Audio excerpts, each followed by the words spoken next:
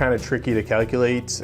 We spend millions of dollars a year to pay for workers and trucks and fuel and all the machinery to kind of pick up all the trash and recycling from the city. So there's not really a cost we can put to it, but when we look at how much it costs to put stuff in a landfill or an incinerator versus the cost to recycle them in Charlestown, it's a lot less expensive to take that material to a recycling facility in Charlestown. Paper, cardboard, aluminum, or like steel cans, like have like beans in them. Glass and plastics. Now for plastics, the only tricky part is you cannot do plastic film, which is like your plastic bag. It has to be a rigid plastic, meaning like a water bottle. If it's like something that's like a film, if you can like take the piece of plastic and put your hole through it, like with your finger, then that wouldn't be acceptable in the recycling. Once it's in the trash, it's gone. We've lost it forever.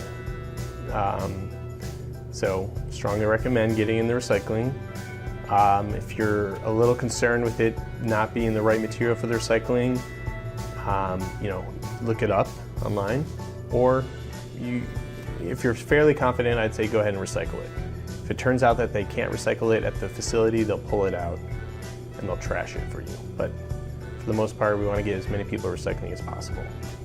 One of the main reasons is there's a limit to how many resources there are out there. At some point, we won't have any more trees to cut down, and at some point we won't have as much aluminum to cut down or to mine out of the ground. Mostly it just comes to economics, is that it's cheaper to take the aluminum out of the trash and recycle it than for someone to find the aluminum in the ground and then create an aluminum can out of that. So it really comes down to economics, and people want to recycle. There are a lot of businesses that would like all the material that people have for recycling, and it is important to do that. So trash is kind of your catch-all for all of the things that are not recyclable. And then you have your recycling bin, and then the future of Cambridge is the composting.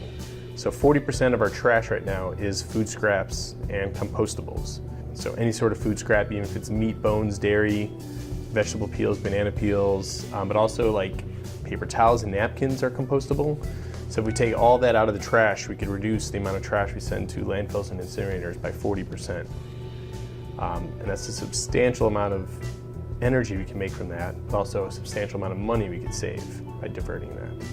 Think of it this way, the average American, if everyone acted like the average American, we would need 6 planet Earths to sustain the amount of resources that we consume. So to put that in perspective, that means we are using more resources than we have on the planet. So that's a big reason to recycle, but even more so, I think it's more important to reduce how much you're consuming to begin with. So, do you really need that paper bag at the grocery store? And, now in Cambridge, it costs 10 cents for that paper bag.